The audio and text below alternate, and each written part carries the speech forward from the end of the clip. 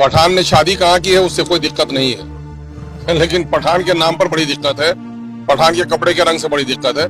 ये सारी फालतू चीजें बीजेपी के और फिरका परस्तों की डिक्शनरी से अगर टीका, टोपी, मस्जिद, मंदिर, गाय, बकरी निकाल दो, हिंदुस्तान, पाकिस्तान, कब्रिस्तान निकाल दो, तो बिन पानी के जिस तरह मछली तड़प कर मर जाती है, ये पार्टियां तड़प कर मर जाएंगी। मैं ये कह रहा हूँ, आज हमारे 4 लोग चले गए हैं, तो हमारे नौजवानों को सड़क पर आ जाना चाहिए कि हमारे लोगों को छीन के ले गए।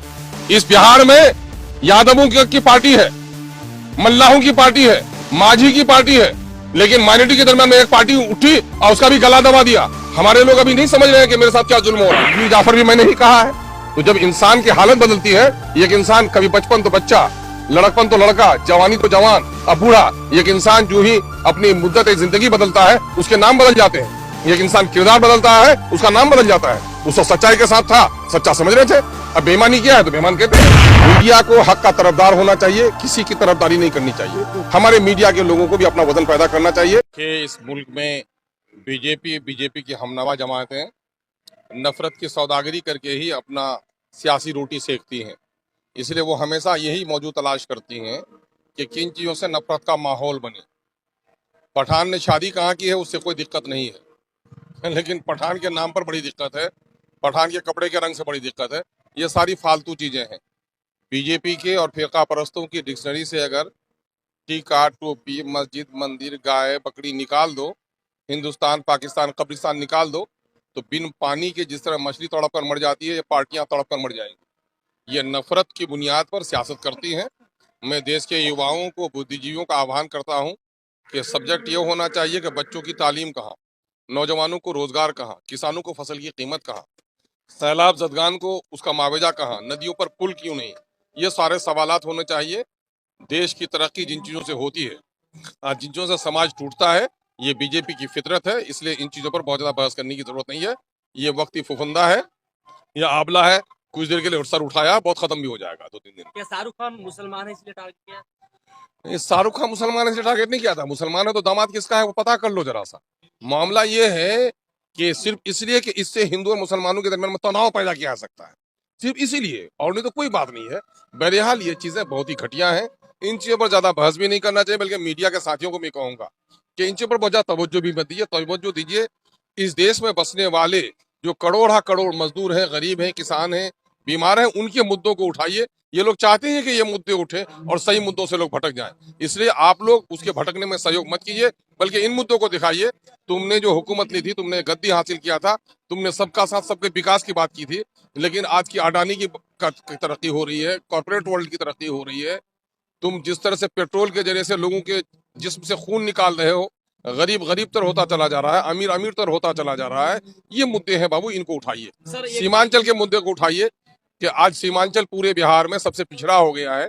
40-40 किलोमीटर पुल नहीं बन पाया है। सैलाब में जो लोग तबाह हो गए हैं उनका कोई मामला हल नहीं पाया है। लोग बीमार पड़ रहे हैं, दवा नहीं मिल पा रही है, पानी की खराबी हो रही है, साफ पानी नहीं मिल पा रहा है। इसी बिहार में गंगा जल को राजगीर पहुंचाया जा रहा है। सीमांचल के लोगों को सही पानी भी यहाँ पर नहीं मिल पा रहा है। इसी बिहार में राजगीर में शीशे का गिलास ब्रिज बन रहा है और यहाँ पर हमारे पुल भी नहीं बन पा रहे हैं। सामरिक दृष्टिकोण से देश की हिफाजत के लिए भी तैयबपुर का जो पुल है वो भी बिहार गवर्नमेंट का नहीं, वो केंद्र का पुल है। वो नैरो गेज को पुल, रेलवे के पुल को तब्दील किया गया, आज तक पुल नहीं बन सका 75 सालों में। ये मुद्दे हैं बाबू सीमांचल के। मैं आप लोगों से गुजारिश करूंगा इन मुद्दों को आगे उठाइए। सर आप सीमांचल दौरे में, और ये सीमांचल सवाल मैं उस धरने का आगाज किया था, बस्ती बस्ती घुमा था।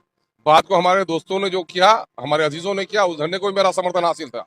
और आपको ये भी मालूम होना चाहिए कि सरकार के सामने में इस मुद्दे को बहुत ही मजबूती के साथ मैं उठा रहा हूँ, और अनकरीब देखेंगे कि इन पुलों के मुद्दों को लेकर सड़क पर लोग फिर सहयोग करेंगे। फिर हम लोग उतरने की तैयारी कर रहे हैं। क्या ये चुनावी मुद्दा है? सिर्फ चुनावी मुद्दा नहीं है, ये चुनावी मुद्दा नहीं है, बल्कि आपको अगर चुनावी मुद्दा लगता हो तो इसके माने आप पुल की जरूरत महसूस नहीं कर रहे हैं।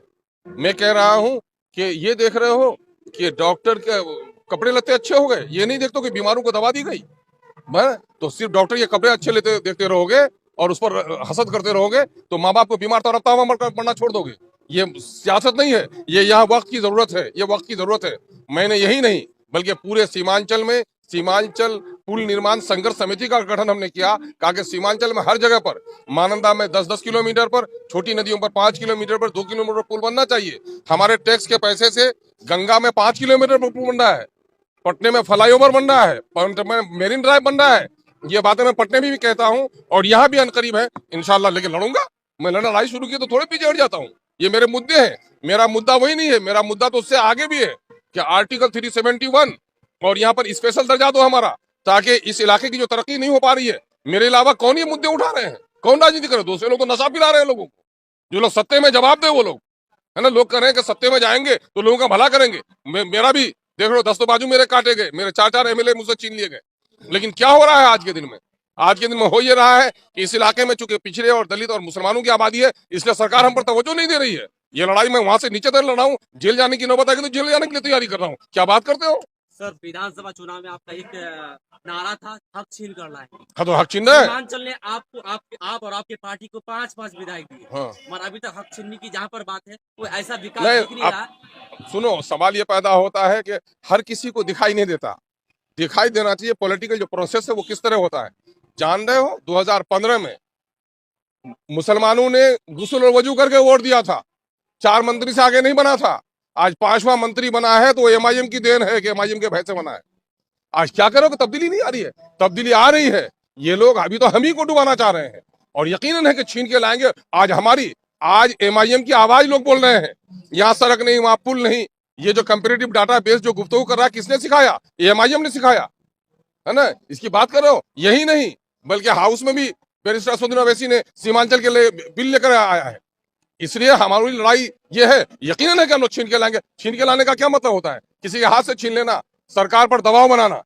सरकार पर दबाव बना रहे हैं। मैं ये कह रहा हूं, आज हमारे 4 लोग चले गए हैं तो हमारे नौजवानों को सड़क पर आ जाना चाहिए कि हमारे लोगों को छीन के ले गए।